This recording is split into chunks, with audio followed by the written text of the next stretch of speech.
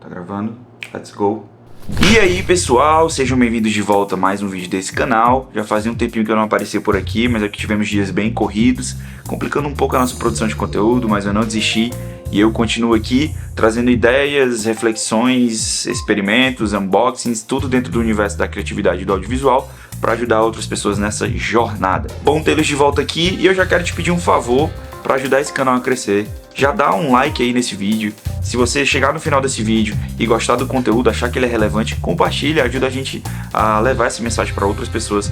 Dessa forma você certamente ajuda muito esse canal a crescer. Hoje a gente vai falar sobre iluminação simplificada.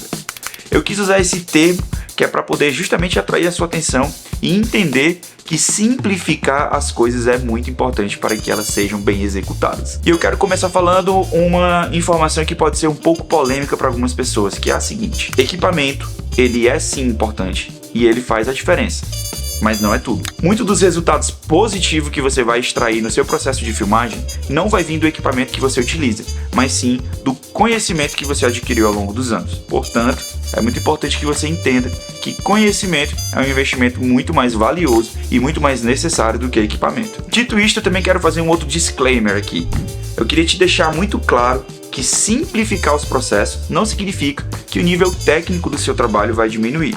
Pelo contrário, como eu falei no início, você vai ter mais conhecimento para utilizar a seu favor, você vai poder destravar mais áreas da sua criatividade e extrair resultados muito positivos usando menos equipamento. E por último, mais ou menos importante, na parte das instruções desse vídeo, eu quero te falar algo que é muito sério.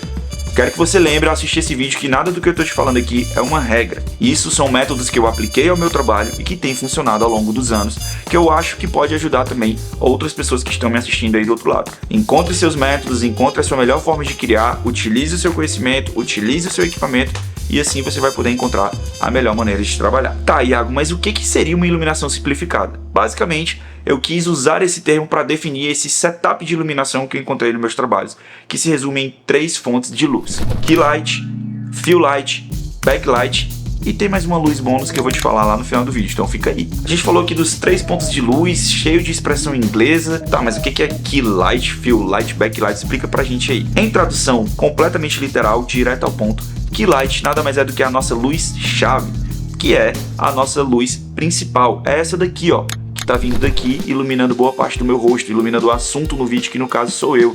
Essa é a luz principal do seu vídeo, é a luz indispensável para o seu vídeo, para que tenha realmente informação na sua tela.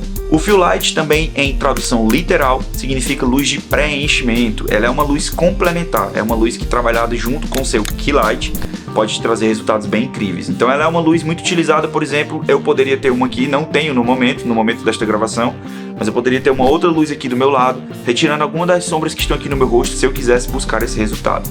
É uma luz que serve para deixar mais claro as coisas, muito utilizada também na filmagem de produtos, quando realmente tem muitos detalhes que precisam ser mostrados na imagem. A ausência de um fill light, por exemplo, gera mais contraste aqui no rosto, gera mais contraste na sua imagem. Então, para que você entenda um pouco de como é que um fill light pode funcionar. E por último, a clássica backlight, que basicamente, em tradução literal, é a luz das costas, a luz do fundo. É aquela luz que vai criar contraste, vai criar profundidade, vai criar amplitude na sua imagem. É aquela imagem que vai separar o seu assunto do fundo, te gerando um fundo com mais informação, mesmo que esteja desfocado, e deixando aquela imagem mais cremosa, sabe? Aqui no meu caso eu não tenho uma backlight, embora essa daqui pareça ser uma backlight, mas ela não é uma backlight. Mas basicamente essa é a função da backlight, é separar o seu assunto do fundo, trazer um recorte, trazer amplitude para sua imagem. Geralmente ela vem aqui, quando a gente está falando de pessoas, ela vem por aqui, ó, sabe? Iluminando o cabelo, uma luz aqui pelo ombro e dá um look bem charmoso no seu vídeo. Agora que você já sabe quais são os 3 tipos de luz que constituem a iluminação simplificada, assunto desse vídeo, eu quero abrir um parênteses aqui para te falar de uma coisa que também é muito importante, que são os modificadores de luz. Os modificadores de luz nada mais são do que acessórios que você vai utilizar nas suas cabeças de luzes, no caso seus LEDs, seus Fresnels, para que você possa extrair resultados específicos com a iluminação. Você vai ter desde octabox para lantern box, rebatedor, butterfly, enfim, tem uma infinidade de acessórios que você pode utilizar na frente das suas luzes para extrair resultados completamente diferentes. Para te servir de exemplo, nesse momento eu estou usando um octabox, que nada mais é do que um círculo que difunde essa luz que chega até mim no tamanho de 65 centímetros de diâmetro, e ele está na frente dele também com uma colmeia, que basicamente é um acessório que você coloca também em outro acessório que é o Octabox para deixar a sua luz mais concentrada, para que ela não espalhe tanto. Eu quero que você lembre que cada modificador de luz vai ter uma função muito específica, então procure entender como cada um deles funciona para extrair o resultado que você deseja no seu vídeo. Com a Nerdice em dia, chegou a hora da prática. Aqui na minha produtora, a José Media House, a gente tem o privilégio de já trabalhar há praticamente 2 anos com um grande parceiro que é o Alberto Pompeu para o canal dele no YouTube. Lá o Alberto fala sobre finanças, sobre investimento, sobre educação financeira e hoje ele é considerado pelo Google o maior influenciador de finanças do Nordeste. Para nós é um grande privilégio assinar toda a produção de conteúdo que está lá no canal dele. Como eu falei, já são 2 anos testando, aprimorando e tentando chegar em resultados que o público do Alberto aprova. E foi lá, nesses testes, gravando para o Alberto, que eu consegui chegar nesse setup padrão de iluminação simplificada com os 3 pontos de luz. Você está vendo agora um vídeo gravado no escritório do Alberto e esse vídeo está iluminado exatamente com esse setup. A vantagem de ter um mapa de luz desse em mente sempre é que a gente conseguiu estabelecer um padrão de imagem para o Alberto. Então, dessa forma, nós já passamos de 100 vídeos produzidos e todos praticamente com a mesma estética. E agora você está vendo aí na tela cenas de uma outra gravação que nós fizemos, que eu tive a chance de gravar as luzes que nós estávamos utilizando em um local também na casa do Alberto, mas um local diferente do escritório dele, que a gente tinha alguns desafios, porque a gente precisou gravar num ambiente aberto, onde tinha influência de luzes externas, mas que mesmo assim a gente conseguiu aplicar o conceito das 3 luzes e conseguiu tirar um resultado bem bacana. As luzes utilizadas nesse setup aqui, que são as luzes padrões da produtora, a gente utiliza sempre Dick Light, um Amaran 200D, é uma luz que eu sou suspeito para falar, eu sou completamente apaixonado, eu acredito que ela é o melhor custo-benefício do mercado.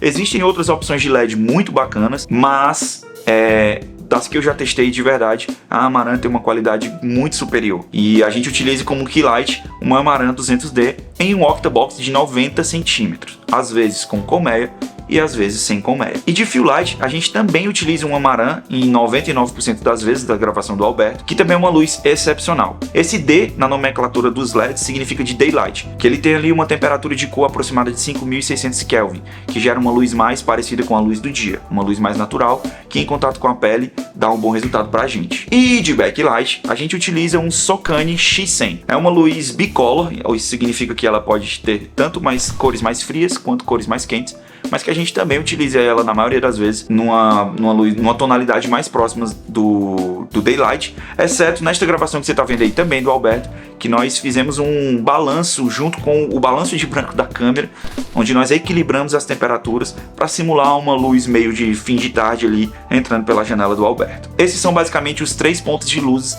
que nós utilizamos. E agora vem aquele bônus que eu falei para você lá no final, que é uma luz também que faz muita diferença, que é super prático para você ter no seu kit. Pode ser um baixo investimento que pode te trazer bons resultados, que são as Practical Lights. Basicamente, luzes práticas. Em tradução literal, é essa aqui, ó, que tá aqui atrás de mim. Então elas servem de verdade para você pintar a cena, sabe? No caso dessa, que é uma luz RGB, a gente tá usando ela na cor azul, dando uma brincada aqui no fundo com outro tom de luz que eu tenho um âmbar aqui atrás, também trabalhando como um Practical Lights. Não tá na cena, mas ele tá aqui. E elas podem te dar essas possibilidades criativas na hora de gravar. Lembrando que os Practical Lights podem ser também luzes até do próprio ambiente. Às vezes você vai gravar em uma loja, em algum local, enfim, na casa de alguém, em qualquer canto que seja. E tem às vezes um abajur, uma luz de uma TV, qualquer coisa que seja que pode agregar na sua cena e você pode utilizá-la. E eu quis ser bem prático e bem claro na gravação desse vídeo para que você entenda da forma mais clara possível como um setup minimalista de luz pode resolver o seu problema.